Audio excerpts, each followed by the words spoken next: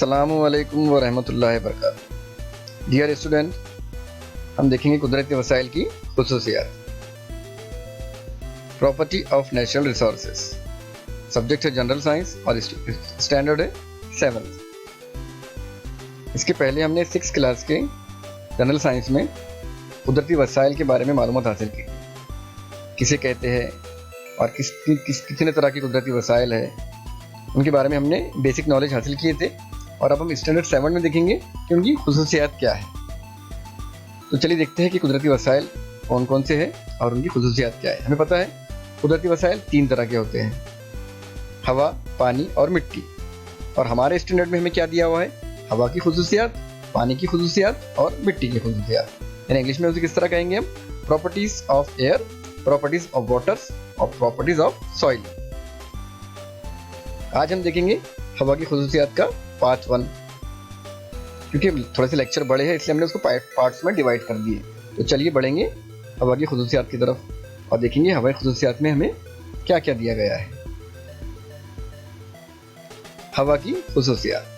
हमारे इतराफ हवा मौजूद होने के बावजूद वो हमें नजर नहीं आती। डेफिनेटली नजर नहीं आती। देख लीजिए आपको नजर आ रही है क्या? नहीं आ रही है। लेकिन हम हवा की मौजूदगी को महसूस कर सकते हैं। हम उसे महसूस कर सकते हैं। हमें हवा लगती है जब फैन शुरू किए या कूलर या एसी स्टार्ट किए तो हमें हवा का एहसास होता है। जब हम सांस लेते हैं तो नाक के जरिए हवा अंदर दाखिल होती है। जब भी हम सांस लेते हैं तो क्या होता है? हवा हमारे नाक के जरिए हमारे जिस्म में, हमारे फेफड़ों में दाखिल हो जाती है। मुंह के सामने हाथ रखकर फूकें तो हमें हवा का लम्स यानी उसका सेंस महसूस होता है। एक तजुर्बा आपके सामने है।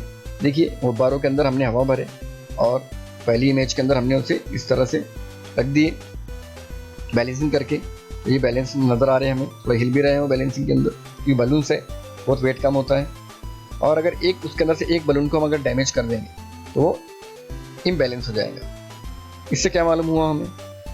ये जिसमें हवा भरी हुई है वो नीचे आ गया और इसकी हवा निकल गई वो ऊपर चले गया। इससे क्या मालूम हुआ कि हवा के अंदर वजन होता है।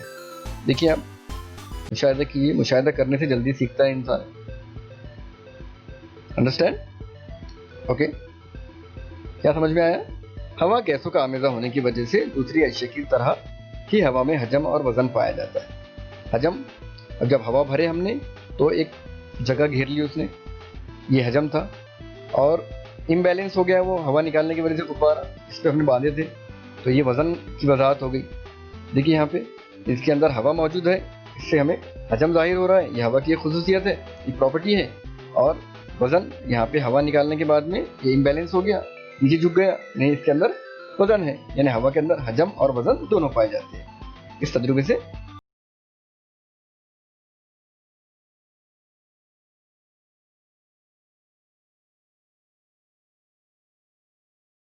ये सालमात जब किसी शय से टकराते हैं तो इस शय पर दबाव डालते हैं। हवा के इस दबाव को ही हम फिजाई दबाव यानी एटमॉस्फेरिक प्रेशर कहते हैं। हवा के अंदर गैसों के सालमात है और बहुत बारीक बारीक है, वो हमें नजर नहीं आती हमारी आंखों से। और ये सालमात जब किसी शय से टकराते हैं तो उस पर क्या करते हैं? दबाव डालते हैं। और इसी दबाव को हम क्या कहते हैं? Atmospheric pressure. हवा के मॉलिक्यूल्स को मैंने यहाँ पे एक एनिमेशन से आपको दिखाने की कोशिश किया हूँ। यहाँ देखिए हवा के ये मॉलिक्यूल्स है, यानी ये सालमात है। चलिए देखेंगे एटमॉस्फेरिक प्रेशर का तजुर्बा। इंजेक्शन ले लिया आप, एक इंजेक्शन लिए इस तरह, और यहाँ पे अगर हमने उसको आम हालत में देखेंगे तो इस तरह उसकी हवा हम निकाल के इस तरह से पंपिंग कर सकते हैं। हम आम हालत में इस तरह पंपिंग हो जाएंगी। लेकिन अगर हमने इसे यहाँ से बंद कर दिए क्या होगा? ये जो नॉब है ये नॉब पीछे चला जाएगा। क्या हो रहा है? हवा उस पर दबाव डाल रही है, क्योंकि हवा यहाँ पे हमने रुका दी है, हवा उसको जाने के लिए रास्ता नहीं रखे, इसीलिए ये क्या हो रहा है? ये नॉब पीछे चला जा रहा है हवा के प्रेशर की वजह से।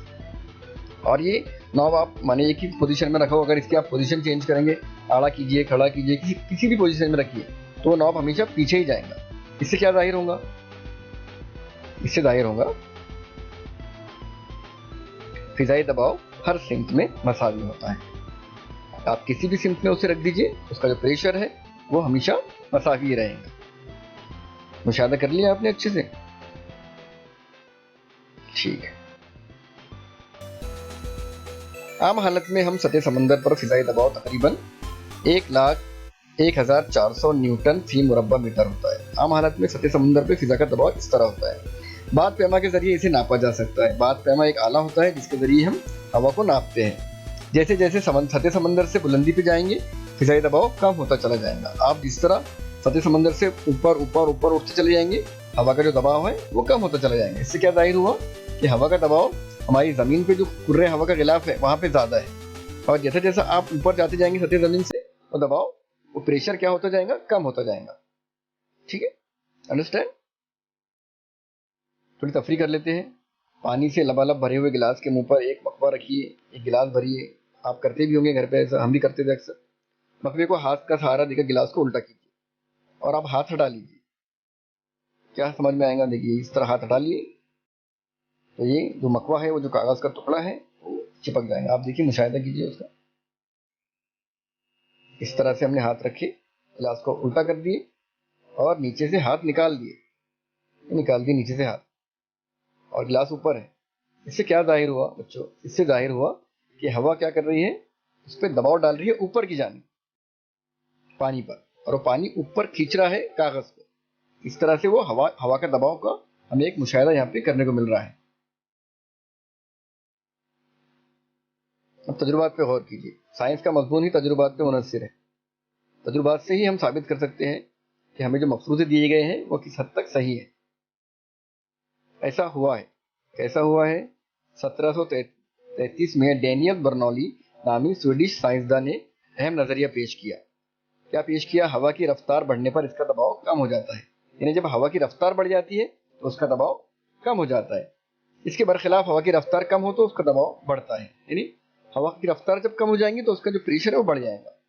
कोई शय हवा में हरकत कर रही हो तो इस शय की हरकत को उमूदी सिमत में हवा का दबाव कम होता है। देखिए आप यहाँ पे अगर देखिए उमूदी सिमत में जब जाएंगी ये हवा, उसका दबाव कम होता चला जाएगा।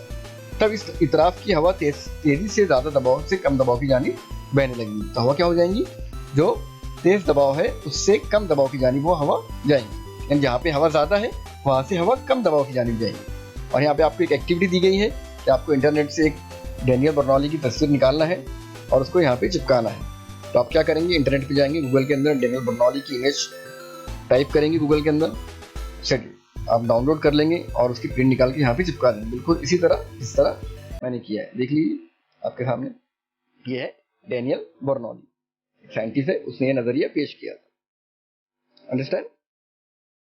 ओके, नेक्स्ट पॉइंट पे जाएंगे हम। नेक्स्ट पॉइंट में एक और तजुर्बा है। आपको एक स्ट्रॉ लेना है, गिलास में पानी भरना है और उसे इस तरह रखना है, बिल्कुल ही पोजीशन में रखना है और यहाँ से फूकना है। तो इस तरह से फुवारा नजर आएगा। मुशाहिदा करिए, मुशाहिदे से समझ में आ जाएगा आपके। ये देखिए आपके सामने एक मुशाहिदा है, इस तरह में रखे और यहाँ से फूकने पर अब गौर से देखिए तो आपको यहाँ पे नजर आएगा फुवारा, पानी का फुवारा। इससे क्या जाहिर हुआ, इससे जाहिर हुआ जितनी कुव्वत से फूक मारेंगे फुवारा उतना ही ऊंचा उड़ेगा। और ये जो है स्ट्रॉ का ये फुवारा बर्नौली के नजरिए के मुताबिक काम करता है।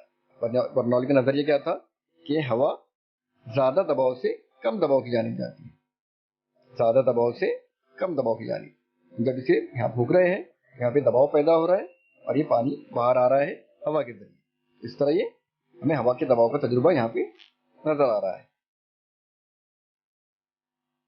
चलिए आगे बढ़ेंगे।